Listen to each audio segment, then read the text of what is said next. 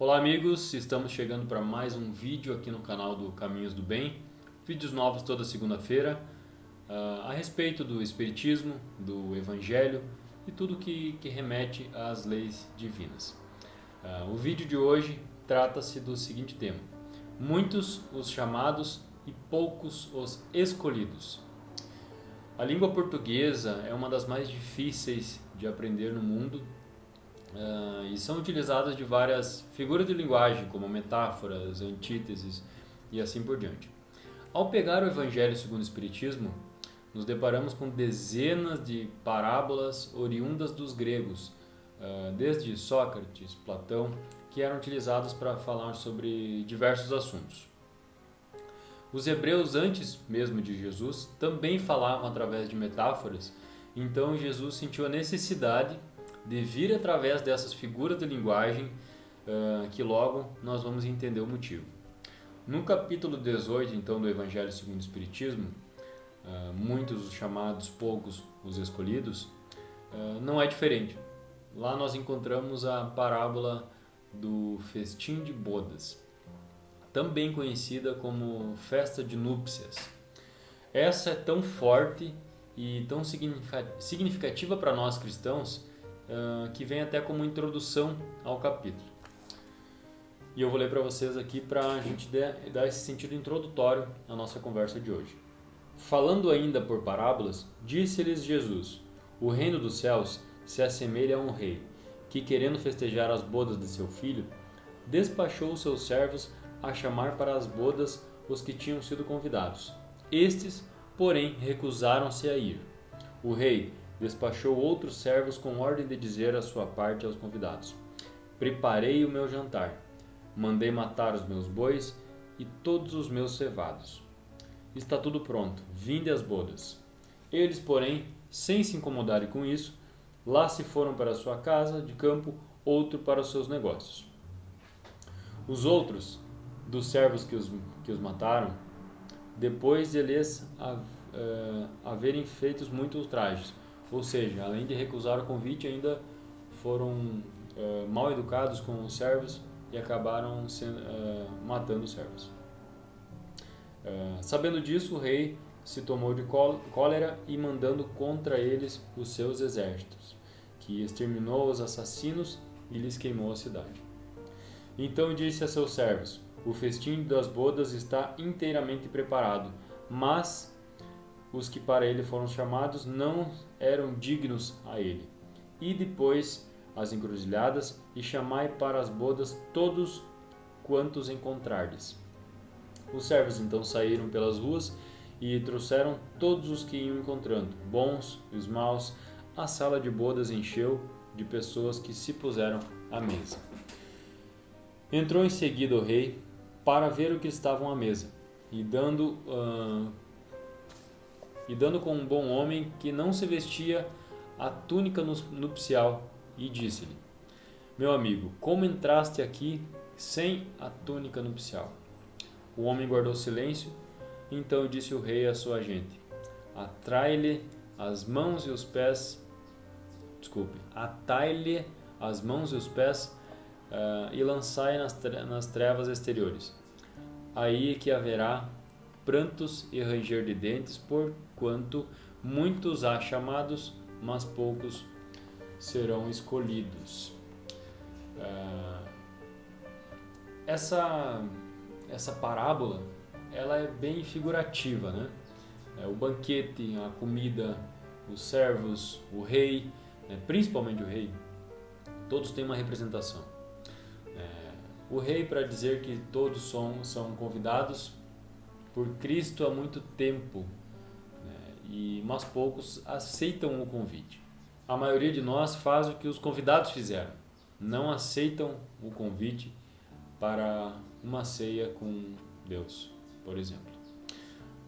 Da seguinte forma: eu tenho mais o que fazer, eu tenho meu trabalho para terminar, eu tenho meu dinheiro para ganhar, eu vou correr atrás disso, tenho os meus prazeres para satisfazer, tenho um filme para assistir hoje, tenho uma série para terminar, para maratonar uma série, né? E a parábola também fala em outro momento sobre um segundo convite, onde alguns vão ao banquete, porém um está mal vestido, sem a tal túnica nupcial. A analogia que representa é que nós temos o nosso corpo perispiritual totalmente manchado quando entramos pelo caminho do mal. Quando chegamos no plano espiritual, não temos o direito ainda de sentar à mesa com o rei. Muitos chamados, poucos os escolhidos. Toda aquela iguaria servida representa as benéfices que o Espiritismo nos traz. Nós somos convidados há muito tempo, mas precisamos participar com a túnica nupcial, né? Com os nossos princípios, com o nosso coração limpo, humilde, brando e pacífico. Quantas vezes Jesus nos convidou e nós recusamos? Será que a gente entende mesmo esse convite? Ele é de forma sutil, né? Vem de forma leve, como um sopro. E nós sempre acabamos protelando, né, esse aceite, a gente acaba recusando com algumas frases como exemplo. Quando eu me aposentar, eu vou ser caridoso, agora não tenho tempo. Quando tiver mais dinheiro, eu vou ajudar o próximo. Somente quando alguém tiver a intenção de me amar e fazer isso, é que eu vou fazer o mesmo. Então, são exemplos de recusa a esse convite. O convite está feito e até Jesus questiona quando que vamos acordar para esse convite, quando que a gente vai entender esse convite e aceitar. E aí fica alguns questionamentos, né? Será que a gente ama a Deus verdadeiramente? Será que a gente ama o próximo como a si mesmo? Será que a gente ama a si mesmo? Fica esses questionamentos. Alguém aqui uma vez, na vida pelo menos, se perguntou qual o motivo dessa linguagem direta no Evangelho ou na Bíblia, enfim, na Palavra Divina? Por que Jesus se dirige através de parábolas, de metáforas? Bom, no tempo de Jesus, ele se dirigia aos humildes porque olhava dentro do seu coração e via valores espirituais. E cada palavra que ele dizia, a pessoa saberia entender, mesmo que fosse através de palavras, de parábolas. Viva intensamente a cada segundo, aceite o convite desse banquete nupcial, porque logo a gente não vai ter esse segundo que a gente gostaria para aceitar esse convite. Deus nos dá tudo, então nós temos a oportunidade de realizar coisas imensas todos os dias e a gente prefere às vezes ficar inertes, deixamos sempre para o amanhã.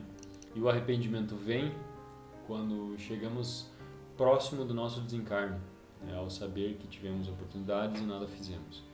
E Jesus, na sua infinita bondade, mesmo aos que recusam o convite, permanece insistindo. Nós falamos muito no amor. O amor faz parte de todas as leis divinas, de uma forma ou outra, né? Falamos também do nosso livre-arbítrio e é nessa questão que eu quero tocar agora. Tem uma passagem aqui também nesse capítulo 18 que diz que se chama a porta estreita. Entrai pela porta estreita. Que eu acho melhor ler aqui para vocês todo esse parágrafo aqui. Entrai pela porta estreita, porque larga é a porta da perdição e espaçoso o caminho que ela conduz. Muitos são os que por ela entram. Quão pequena é a porta da vida. Quão apertado é o caminho que a ela conduz. E quão poucos a encontram. Então, gente, o que nos representa essa tal porta estreita? Associado à nossa realidade, ao nosso dia a dia, tudo que é bom para o nosso crescimento tem a porta estreita. É mais trabalhoso, é mais difícil e às vezes a gente tem que até murchar a barriga para passar nessa porta estreita. A caridade, ela nos toma tempo, ela nos toma um esforço e nos tira da zona de conforto. Do descanso na frente da TV, por exemplo. E logo, ela é a porta mais estreita, né, do que a acomodação. Amar alguém exige abdicação das nossas coisas em favor do outro. Abrir mão dos nossos caprichos em prol de um crescimento em conjunto com outra pessoa ou com outras pessoas. E essa, com certeza, é uma porta mais estreita, né, do que seguir no egoísmo. As oportunidades de trabalho, por exemplo. É muito difícil a gente atingir um objetivo profissional. Ainda mais digamos que o nosso sonho de trabalho é muito difícil a gente atingir, leva anos. Então, essa é a porta mais estreita do que se contentar com o mínimo possível, né? E eu não estou falando nem na falta de ambição, que é um tema para outro dia. Então, se contentar com pouco e ser indiferente aos outros, não se preocupar com a sua melhoria, e tantos outros exemplos são a porta larga. Então, a gente precisa tentar passar sempre por essa porta estreita, porque se seus princípios estiverem associados às leis divinas, se os nossos princípios estiverem associados, a gente vai estar no caminho do crescimento, da evolução e do aprimoramento. E essa é a porta estreita. Também eis aqueles que pronunciam o nome de Deus em vão, que pregam o nome dele, que também está numa outra passagem aqui nesse mesmo capítulo, mas no seu íntimo não fazem o mínimo possível para merecer. Então, nem todos que dizem Senhor, Senhor entrarão no reino de Deus. Então não adianta sair por aí batendo no peito que é cristão, que é católico, é evangélico, que é espírita, que é seja o que for, com aquela raiva, com aquele rancor, fanatismo, achando que é o dono de uma verdade absoluta e confrontando os que têm opiniões diferentes das tuas. Se falar de Deus, que seja com suavidade, muito amor no coração e com leveza. Então entrar no reino de Deus é passar pela porta estreita, associado com as leis divinas. Então por isso que muitos são chamados, mas poucos são os escolhidos. Essa escolha, gente, não depende de Deus apontar o dedo para cada um dizendo que você é especial em relação ao outro. Em relação à nossa própria melhoria, a nossa própria escolha, o nosso livre-arbítrio de entender o chamado, né, sem fanatismo, mas seguir por essa tal porta estreita. Muito obrigado por você ficar aqui até o final e uma boa semana a todos.